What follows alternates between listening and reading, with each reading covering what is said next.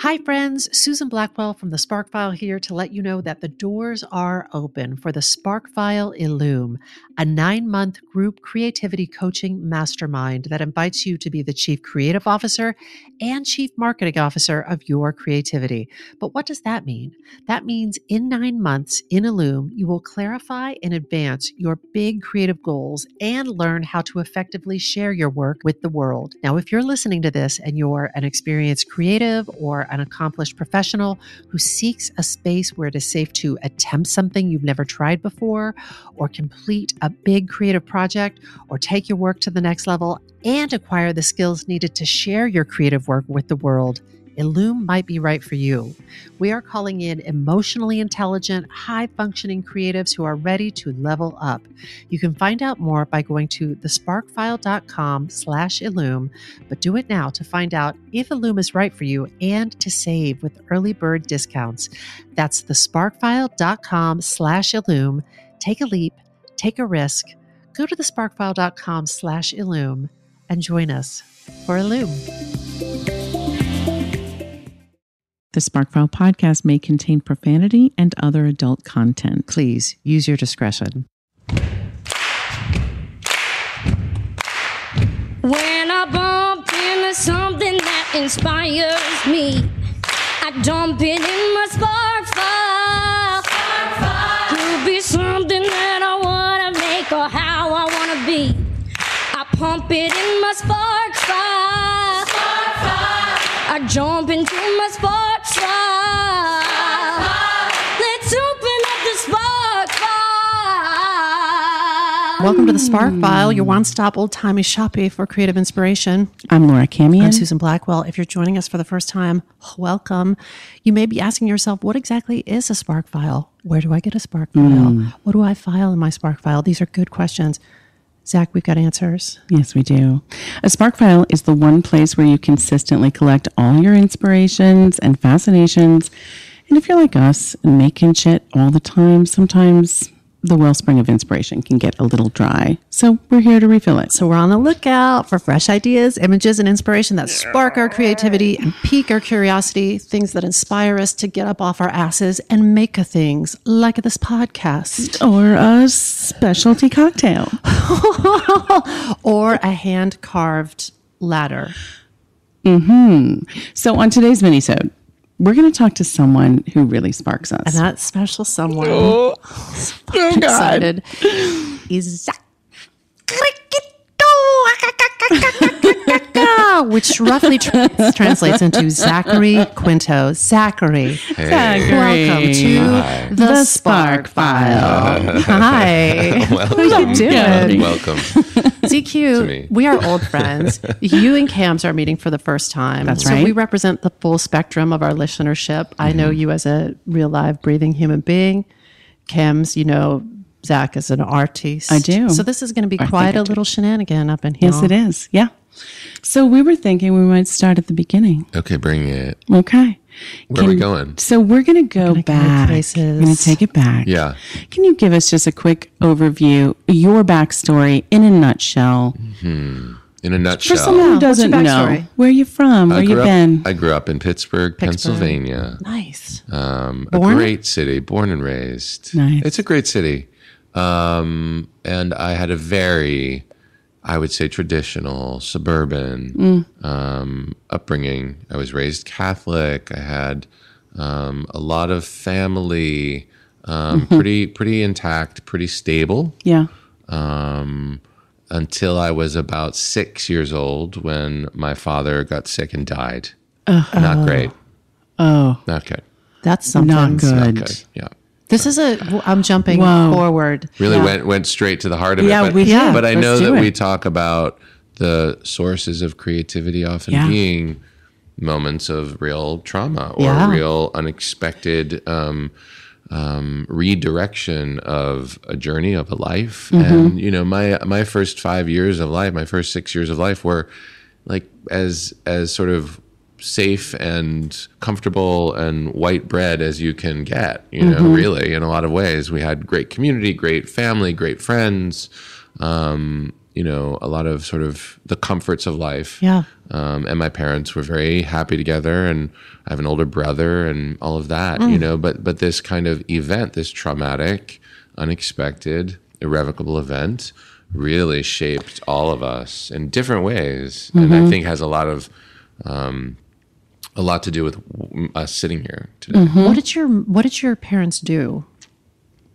My parents come from very different backgrounds. My mom was raised very upper middle class, or lower upper class, in Pittsburgh culture, like in Pittsburgh society, right? So her father was a successful businessman and politician. Oh, I didn't know that. He was in Congress. He served a term in Congress. Wow, really? And my great grandfather also politician. So there was like a political landscape in my mom's side of the family. I love learning this about you, and it makes sense to me about you.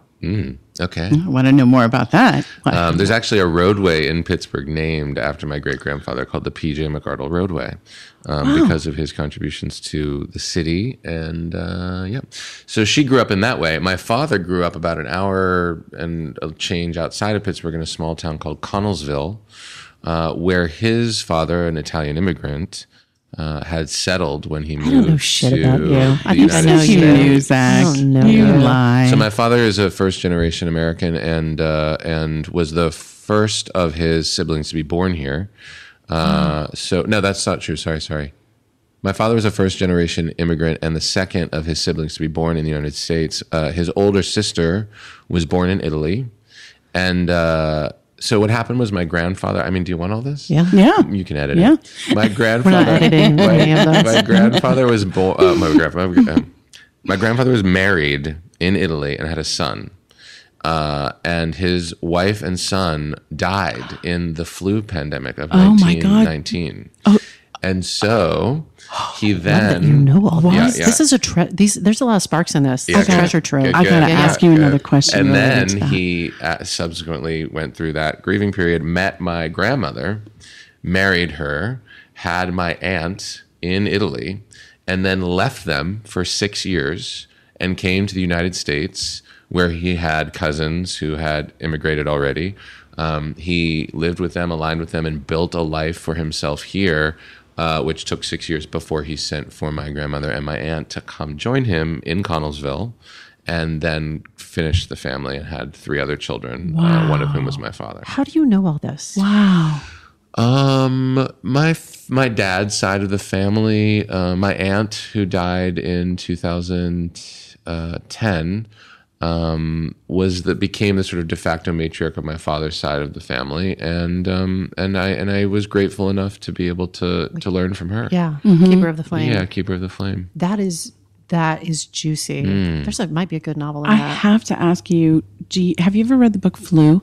No, It's about the flu of pandemic and how it 1918. shaped. It is such a good read. It's one of those, like, you kind of forget that it's not fiction. You're like, what the? Put it in my Spark file. Put it in your Spark file, because I have a fantasy of someone like telling that story. When I read it, I was like, why do I know about the Black Plague, but I do not know that a fourth of the world's population was killed in 1918? Here's a real-time spark. ZQ, get that screenplay made, produce, and star in that movie. There you go. Boom. I want to jump ahead to jump back. When you think of your life, do you think of the death of your father as sort of a demarcation line, and there's sort of everything that came before and everything that came after that? Yeah, it's the single most defining event of my life. Can you talk about the after? So you told us about what it was like before. So then what started to change and what developed after? Well, it entirely disrupted the dynamic of my family. So you asked what my father was a very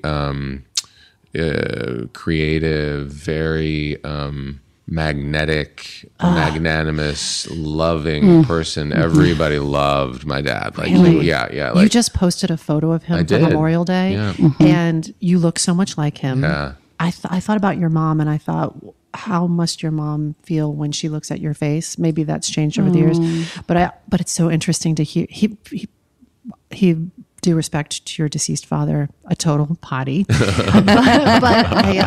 it's interesting to hear that he was so charismatic and so magnetic. Very sort of a Renaissance man. He was very talented. He was a great chef. He was a great musician. He was a photographer. He was a visual artist. He drew. He by trade he became a barber and then a hairdresser later. Sort of his career was. He ran the hair salon at Saks Fifth Avenue in Pittsburgh. What? Yeah, very Warren, shit about very Warren Beatty and shampoo kind of vibes. Wow. And Really? super natty, like very like Yes. YSL kind of vibes. He was You a could, cool, so you come by that, honestly, your sartorial style. Yeah. He was really into like, how he walked through the world and he did it. He was very tall. He was like 6'4.5" and big guy, really. Jesus. And my mother, so they met. There was this very unlikely union. My mom was a client of my uncle. So when my dad opened his first salon in Pittsburgh, he owned it with his brother. What was who it called? I don't know. That I don't know. Interesting. My mom was a client of my uncle, Jerry. And one day she showed up for her appointment with Jerry and he was out sick and didn't cancel the appointment. And so my dad cut my mom's hair. That is a meet cute That for a is how rom-com. they met. Really? Yeah. How did to follow up on Laura's question? I'm curious how Yeah, your dad's passing impacted. So my mom, who was also engaged previously, like she was sort of with somebody else, El scandalo. plot and thickens. then kind of was drawn into this, and it was like not. It wasn't quite a like wrong side of the tracks situation, but I do feel like my mom wasn't being groomed to meet and marry someone like my dad. Solano. But it was this unlikely kind of But he sounds like fiery. your dad sounds like the shit. So they The heart wants what the heart wants. But I will say about my mom, she was a beautiful, beautiful woman. Still is in her own way, but she never really cultivated a strong sense of self. And one of the interesting things about my mom, historically and family tree-wise, is that she was the firstborn daughter to her parents. She had an older brother, but she was the firstborn daughter, and so was obviously doted upon and celebrated and she received all of the attention and affection of her father. But big expectations, probably. A lot of expectations. Yeah. But I don't know if you know this about my mom. I think you do. On her 5th birthday, my grandmother gave birth to twin girls. So there's a line of at demarcation in a life of her stepping into her identity as like a young girl who is the apple of her parents' eye. Immediately and in like the breath of these two babies being born, all of her thunder was stolen. It's amazing what can change a life. And that was the single most defining moment of my mother's life, if you ask me. And at similar ages. I was going to say that, similar like ages. right around that time. Yeah. So my mother, I think, she just didn't cultivate. Like I think it really affected her in a way that like she felt her identity had been stripped from her, and she was then the relationship between her and my aunts was like always sort of triangulated and always sort of filtered through this 2 against 1 energy. And that carried with her through her life. But then the thing that I think she met my dad, she was the older woman, older sister. She was gorgeous, like truly, like I need to see some early pics of your mom. Some, but truly, like absolutely gorgeous. And so when she met my father, like it sort of, I think she used her ingenue kind of persona to set herself apart from her sisters, even though they were beautiful and like had their own. But my mom was a little ahead of the game, so she sort of like entered into the society of dating and sort of being this like, bon vivant in her own right. And so when she met my dad, she really plugged into that relationship as her source of now I am a married woman. Now I am this man's wife. Now I am. And so that was her source of identity. And so that when my father died, it was a second time when her sense of identity got completely just ripped away from her, and she was Did totally, she ever recover from that? No, never. Never recovered from Never, that? never. How do you feel like that? How do you feel like it impacted you as a human and as a creative person? Well, in terms of my relationship with my mother, when her identity as a wife was ripped from her, then it was replaced with her identity as a mother. And I was 7 when my father died. My brother was 14, so my brother was already in high school. He was much closer to my dad than to my mom.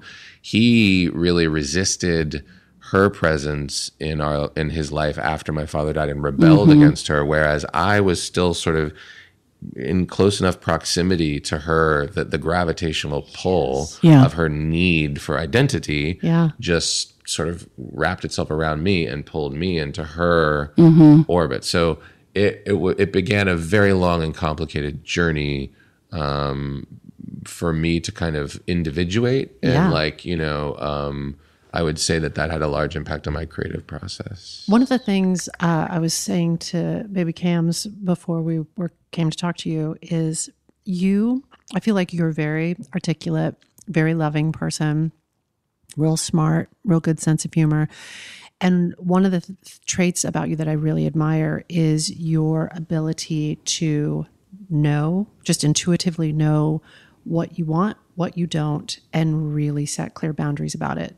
Easy peasy, boop, boop. But you're saying all this stuff, and I'm like, I think you had to learn that big time. to individuate yourself. Big time, yeah. All of that is a huge. And I remember, it's a bit of a digression, I guess, but I remember being in my early 20s and in Los Angeles, and I was friends with this woman who was older than me by probably about 12 years.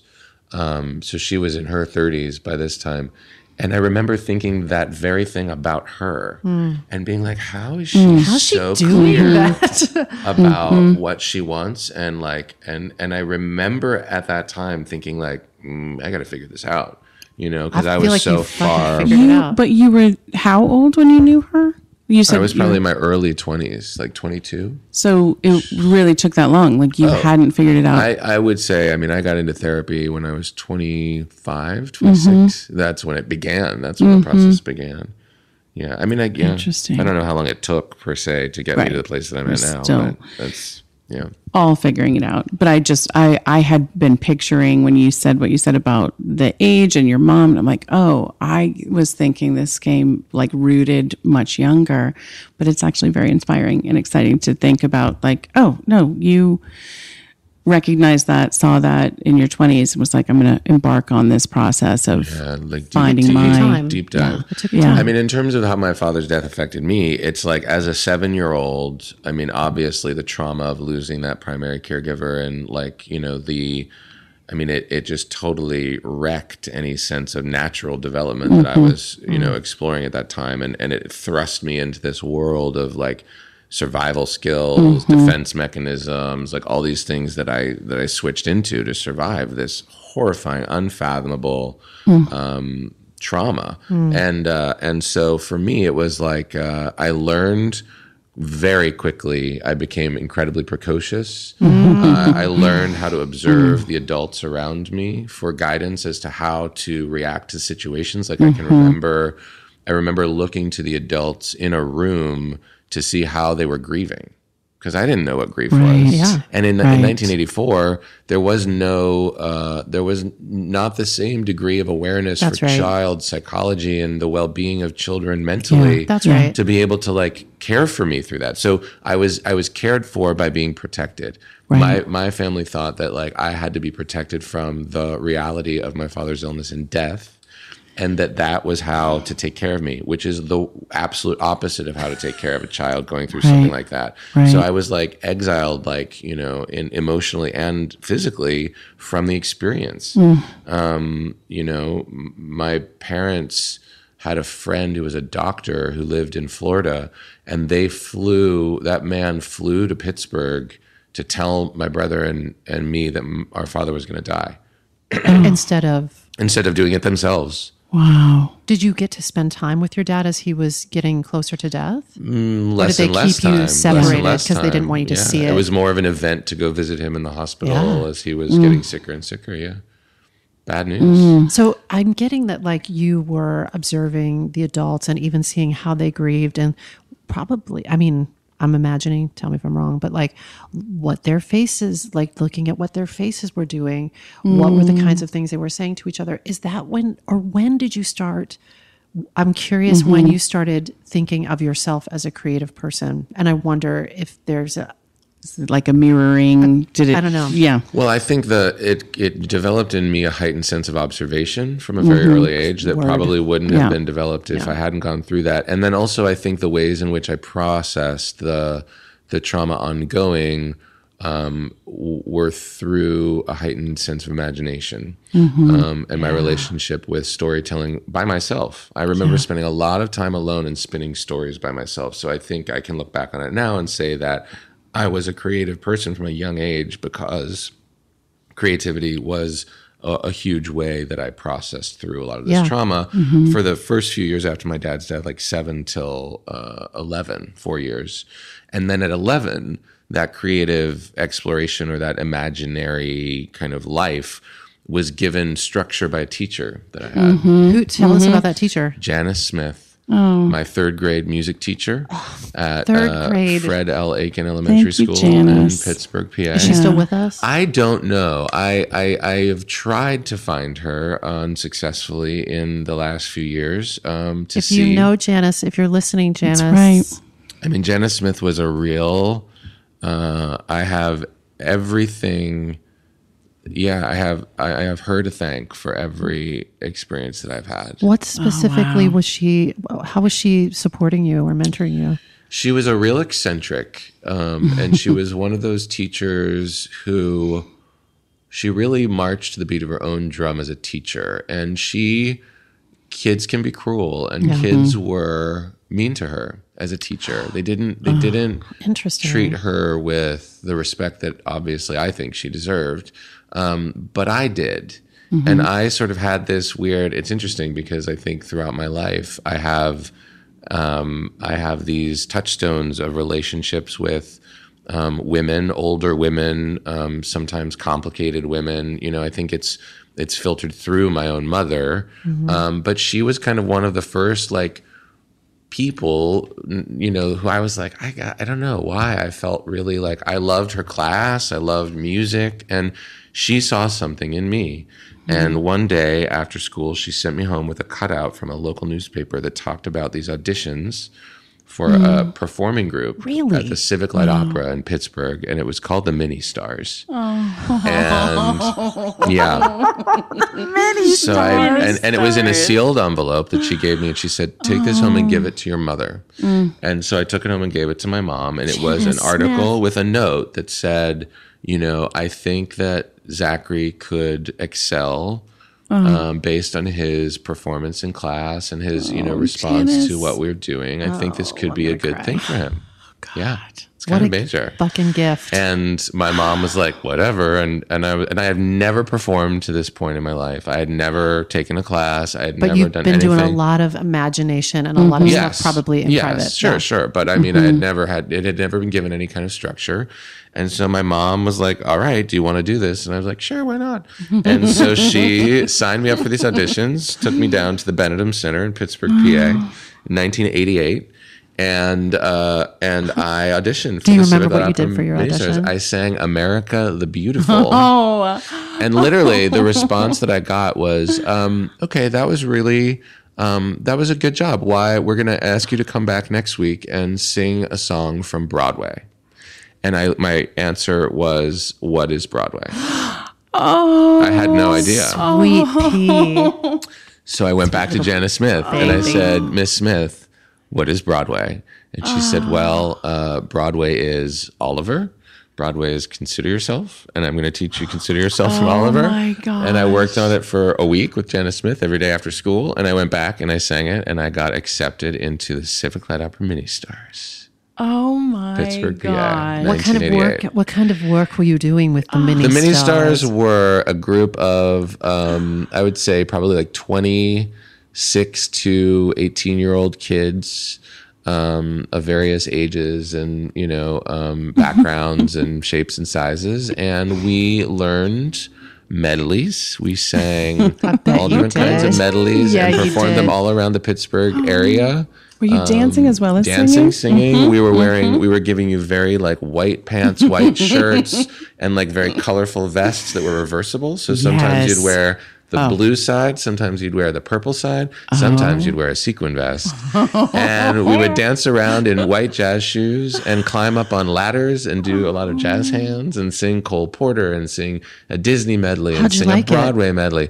I mean, it was literally heaven on earth. It was like I found We my... like, I can't wait to go to Oh practice. yeah, no. I found my sort of it gave direction to everything that would happen after that, and through that, I mean, Pittsburgh. Side note is actually an incredible city in general, but Yeah. also an incredible city culturally. It's poppin'. And for young people, Yeah. you know, it's like it's got a lot of. There's the Civic Light Opera Mini Stars. There was there's another place that I studied voice. The Center for Performing Arts. There's Ken Gargaro, who had like his own thing. Like there's a lot of like places for kids to poppin'. go. Mm-hmm. And I was such a beneficiary of that, you know. And so I, in addition to being a mini star, then of course I had to enroll in the Civic Light Opera Academy of Musical Theater. clearly. So then it was like I found my way into classes. Game on, motherfuckers. And I encountered my second most influential teacher in my journey, who is a woman named Jill Wadsworth, who became my acting teacher from the time I was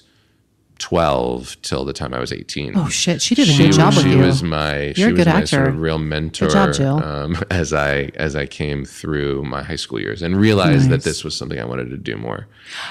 I wanted to ask you about that while you're right there, Yeah. because we also were curious, like at what point did you go from like, yeah, I think I'm creative and maybe I'm talented. When did you start to think, oh, maybe I will make a life of this? Mm-hmm. Well, as I got into high school more seriously, and so then now I was a mini star. I think I was a mini star till I was 16. So till I was I like a think you'll junior. always And be a I mini- It's like Menudo, then you age out. I sort of aged out of mini stars a little prematurely. I didn't stay until I was 18. I was like, at 16, I feel ready to move on. But in addition to that, I was still studying after That must have been school. bittersweet though. Or maybe not. was. Maybe you were like, see ya, No, mini it stars. was. I'm a full-grown was. star now. Yeah. But I was also studying still at the academy with Jill all through high school. And I was doing like high school musicals at my school. So I was really now all of my extracurricular time was spent in performing arts. And I was also studying. So I said to my mom at a certain point, like probably around my junior year of high school, this is what I want to do. And she was like, you're going to law school. Like, you're kidding me. No, she was like, you're definitely like, Here's the thing. I want to say, your mom, I mean, with your pedigree Yeah. and your intellect, and you're so very, very articulate. I can see why your mom was like, no, but you're going to law school. Because I was also doing like debate and, I Yes, was and also I bet doing you were other things. killing And it. she was really, encouraging the more academic side of my interests and my skill set. But yet she saw the passion. And my mom's not. passion for sequin vests. Yeah, she saw the passion White for jazz jazz shoes. shoes. You and could wear sequin those in a courtroom. Sure. But so she was very, she had this joke that like, you can be an actor after you're a senator. Like she wanted me to be a politician or a lawyer. And so, this really interesting seminal moment of my development was, these are crazy stories, but when I was 16 years old, my mom wouldn't let me get my driver's license. She, as a punishment for every time that I talked back to my mother, she added another month onto the amount of time that I was allowed to get my driver's license. She wasn't I like, turned "Get out of the 16 in house." June, and I was not allowed to get my driver's license until December because we had enough significant altercations in which I taught. And this was like when I really There's got you. to like the Should've level set a of- boundary. Yeah, Yeah. when I really got to a level of talk back. That was like another month. So that was like 6 months. So I didn't get my driver's license until the beginning of December of 2019, whatever, when I was 16. Yeah. 1994. But I'm so I'm bad at as- math. As I get older. Don't look at me. I'm not going to be able We'll to help take you with the whatever math. number you give. We won't do great. the math in our. So I wasn't allowed to get my driver's license until December of the year I turned 16, was my junior year of high school. And so it was like all of this sturm and drang around me getting my driver's license. So the first night that I was allowed to take the car out on my own, Yeah. I got into a horrible car accident with 3 of my friends in the car. and the car was totaled. Oh my and we, I was driving at like in a 15 mile an hour speed limit zone. I was driving like 65 miles an hour, coming off an exit ramp, and hit a patch of black ice and slid off the road and landed in like, I was literally like 10 feet in front of a telephone pole and 10 feet away from like a giant tree that I had either of those, like we all would have died. It was like, Was everybody safe? everyone was safe. Everyone was fine. No one was injured. But my mother had to come pick us up and see the car and the smoke and the whole thing. And it was like, obviously like this was like a crazy, like, moment. And it was in the subsequent like 4-hour conversation after we got home of like, what were you thinking? What were you doing? And like, I don't know what triggered this, but it was a moment where I was like, this is what I want to do with my life. Perhaps a near-death experience. Perhaps That's a right. near-death experience. That'll do it. But it was in that conversation that I sort of first declared my intention to pursue. That was where you declared your intention? Yeah. Wow. To like go to school That's for acting, to go to college for So acting. many of these things that you're describing are either scenes out of a novel or a film. It's crazy how some of the stuff is so cinematic. That's like if I saw it in a movie, I'd be like, that's a bridge too far. But it's still, but it happened to you. And yet true. Sure did. Near death experience, Wow. and then I'm gonna be an actor. I'm gonna go to Broadway. Well, I'm going to go to drama school. Amazing. Yeah. And was your mom in more of a mindset to hear it in that There moment? was something about the vulnerability of what just happened. I think that, made her more. So then my mom was like, well, we need to get a professional opinion about whether or not you can hack it. So then my mom hired this vocal teacher, this opera teacher who was on the faculty of Cincinnati Conservatory of Music. Cultivated. Named Lorenzo Malfatti.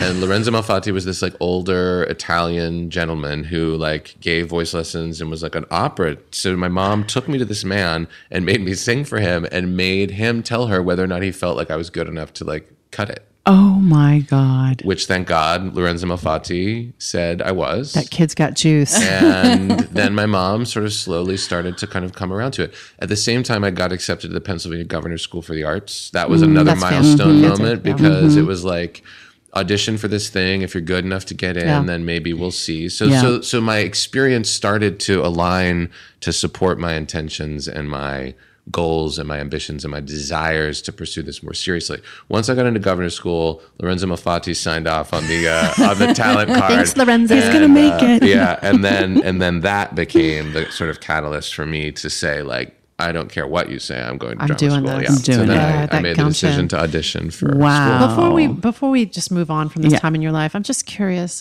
what roles, just a few of the roles that you were performing Give us a visual. In high school, I was my freshman year. I had to drop out. I forget why I had to drop out of Joseph and the Amazing Technicolor Dreamcoat. I think I was playing the baker, and for some reason I dropped out of that, and that was like scandalous because it was my first. It was the fall production. I think there was like a movie that was shooting in Pittsburgh that I got like sort of involved in, and I had to drop out as a Really? result. Yeah, Okay. I think it was Lorenzo's Oil. In fact, I know it was, and I was sort you're of like, I'm not sure if it was Yes, Lorenzo's it Oil, could have maybe. been. It was. What? It was Lorenzo's Oil. Who did you play? Who did you play? I didn't play anybody. That's what happened was that they came to scout at my high school for like the young Lorenzo, and I got scouted to like audition with George Miller, and I got really far in the process, and the audition process, which would happen after school, started to conflict with the musical rehearsals. So I was like, do I want to really like quit the musical to go try to be in the movies? And so I did, and then I didn't get the fucking part. Oh God. You like- How I did was you down deal to with I that? was devastated. Devastated. It got me down to I was auditioning with Susan Sarandon and like Nick Nolte and George Miller. Have and, you like, worked with any of those people I subsequently? know Susan now, yeah. I don't think I've ever talked to Susan about it, actually. That's so funny. Heads up, Susan I've got a Sarandon. story for you, Susan. That's fucking crazy. Oh Yeah. my God. How angry were you? would have been Yeah, I was so really pissed. horrified that I quit the play. And That's then a didn't good get the movie. education for Yeah, I life learned a and lot show about business. disappointment. That's Yeah, for sure. yeah. Rejection. And then, but then I did the spring musical that year, which was The Music Man, in which I was J.C. Squires, the high tenor of the Barbershop Quartet, because my voice had not dropped yet. And then my sophomore year, I was the jester in Once Upon a Mattress. My Classics. junior year, I was You tall, skinny son of a gun. Yeah, I was a tall, skinny son of a gun. My junior year was, oh my God, what did we do junior year? I don't remember, but then we did, in my senior year, we did, oh, yes, I do remember. Junior year was a big year because I won the Gene Kelly Award for Excellence in High School Musical Theater in Pittsburgh for my portrayal of the modern Major General in Paris of Penzance. And then my senior year in the fall, I did Godspell, and in the spring, I did John Adams in 1776. Who'd you play in Godspell? I played Judas. Sounded good. Yeah. These are good parts. Yeah, they were good parts. Good stuff. Really showing your stuff. They're doing 1776 on Broadway next year. I'm like, Can you hello, get seen for that? agents. Let's go. We've talked about this. I like that you're, I don't think people think of you as a singer, but I Right. like that you're, I hope that you I do too. My degree is in musical theater from Carnegie Mellon, but I chose not to pursue it. I didn't want to do it for some reason back then. I thought, What about I wanted now? to be an What actor. about Yeah, now? I would love What about to do now? What musical. about now? Love to do I just want to musical. say while you say that, the things you're doing with your shirt are delightful. I want to do it. I want to do it. Put that out in the world. Yeah, I Do have. it. I will, and I will. Do you have any dream? Sweeney Todd, dream role. Yes.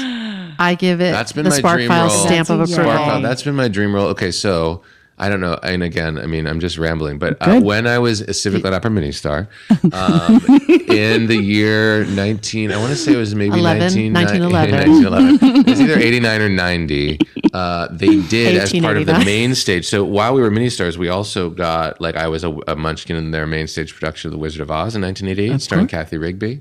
I was a page boy in their 1990. No, in 1990, they did Oliver. And even though I used Consider Yourself to get into the Civic Light Opera mini stars, I was narrowly not cast as the Artful Dodger. I was instead cast as Charlie Bates. A lot of rejection early for me. Good. Like, I had my hopes set on on the Artful Dodger, and they gave it to some New York actor, and instead I played Charlie Bates, the sort of second to the Artful Dodger, so like the third fiddle to like Oliver, Charlie Bates, and then the Charlie or Oliver, Artful Dodger, Charlie Bates. Anyway, and then I was a page boy in the 1992 production of Cinderella. But in the midst of that, they did a production of Sweeney Todd with John Cipher and Karen Morrow. Oh, God.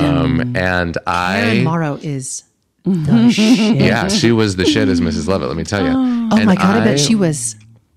We were invited as the mini stars to the dress rehearsal. So it's an empty theater. No place you'd rather be. No, it's an empty theater in the Benedum Center, which is a really glorious sort of theater in Pittsburgh. And I was sitting, I'll never forget this. I was sitting on the floor in the first row of the mezzanine with my arms up on the sort of like banister, you know what I mean? So I was like leaning over as the overture of Sweeney Todd begins. And I was so engrossed by those, organ notes and like so like lulled into like what's going to happen, because this was like early. I hadn't been exposed to much theater at this time, and then that work whistle, Scream of that whistle. literally threw me back into the chair, and like there was such a feeling of That's visceral, baby. like belly fear that I had never experienced anything like it at that point. Like I have goosebumps now just talking about it. That's how you know it's good. And then I was, for the next 2.5 hours, just like absolutely glued. So Sweeney Todd, I've seen Sweeney Todd more than any other stage production in my life. And isn't it interesting as well, like to think about the journey that I've been on as an actor and how many of these sort of like dark, villainous, evil characters I've played, that like for me to step into that when it's age appropriate. I still have a few years, but I'm really excited about that at some point, somewhere in the I'm world. so Good. into this. And I want to do the math to see like how, I know Sweeney Todd's had a rough life, so he could be younger and still he would be pretty haggard. How old does he have to be? I don't know. I mean, Michael Cerveris played it in that Patti LuPone production. That's He was right. probably not much older than I am now. I would want to be 50 myself, Awesome. Yeah. which gives me, the rest of my 40s to. I'm so there. I'll be there on opening night, throwing roses at you. And also, I feel like we need a moment from Sweeney Todd. Like it's Yeah, it's had it a wasn't lot of that long ago. exposure. Yeah. It's not that long ago. They did it on Broadway. Then they did that like Lincoln Center orchestra thing with Meat Emma Pie Thompson. version. Then they That's did right. the one at the Yeah. Barrow Street, Yeah. which was site specific. And we need a breather. But then Yeah. Bring it. coming in like a freight train. We need to stop it from happening until you're ready, though. We Thank just you. need to block any other I just have faith efforts that if until- it's meant to be, it'll be, and if it's not meant to be, here, it'll be meant to be somewhere. You Yeah. know? Can we get Karen Morrow to play your Mrs. Lovett? Oh my She's good. I have other ideas, Oh, Johnny. good. Good. Hold some back. Keep a little mystery. When I bump into something that inspires me, I dump it in my Spark file. Could be something that I wanna make or how I wanna be. I pump it in my Spark file. I jump into my Spark file. Let's open up the Spark file. That was part 1 of our interview with Zachary Quinto. Part 2 will be available next week wherever you get your podcasts. Unless you're in the future, then it's available right now. So go on and give it a listen and find out what became of the boy known as ZQ. Hi, friends. Susan Blackwell from the Spark File here to let you know that the doors are open for the Spark File Illume, a 9-month group creativity coaching mastermind that invites you to be the chief creative officer and chief marketing officer of your creativity. But what does that mean? That means in 9 months in Illume, you will clarify and advance your big creative goals and learn how to effectively share your work with the world. Now, if you're listening to this and you're an experienced creative or an accomplished professional who seeks a space where it is safe to attempt something you've never tried before, or complete a big creative project, or take your work to the next level and acquire the skills needed to share your creative work with the world, Illume might be right for you. We are calling in emotionally intelligent, high-functioning creatives who are ready to level up. You can find out more by going to thesparkfile.com/Illume, but do it now to find out if Illume is right for you and to save with early bird discounts. That's thesparkfile.com/Illume. Take a leap, take a risk. Go to thesparkfile.com/Illume and join us for Illume.